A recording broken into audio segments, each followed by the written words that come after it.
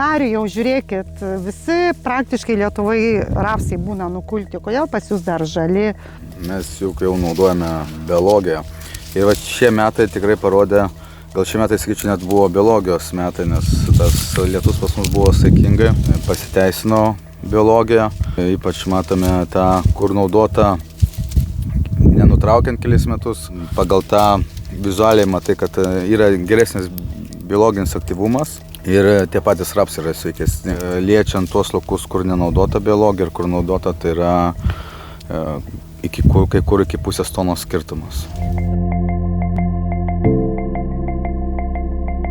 O sakykite, buvome kitam lauke, kur rapsas sugūlęs. Kokia ten problema? Kodėl tai atsitiko? Vis tiek vienas ūkis, viena technologija. Aišku, vienas ūkis, bet laukai įsimėtė keliasdešimt kilometrų spindulių. Tai kai kur gavo daugiau lietaus,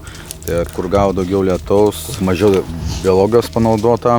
Tai buvo labai palankus šiemet metai sklerotiniui puviniui ir kur labai pažeistas laukas skleročio, tai viskas gulėjo, grūdai susitraukė, raudoni, derlius mažesnis, net iki tonos kai kur mažesnis.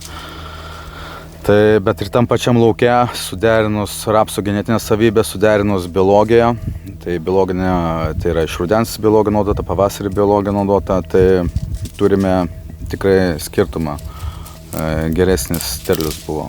Kokius pagrindinius produktus naudojate rapse, kad sustabdyti puvinį? Rekomenduoju tikrai rudenį naudoti Bactaforsą, Ruinexą.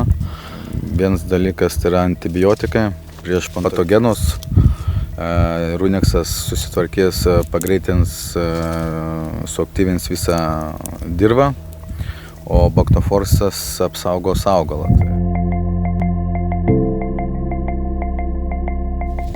Juk žinome, kad rapsams ypatingai reikalingas fosforas. Rekomenduočiau duoti dar su trąšomis fosforo fosfiksą, kuris ne tik atpalaiduos dirvoje esantį fosforą, bet ir pagerins pačio trąšų fosforo efektyvumą.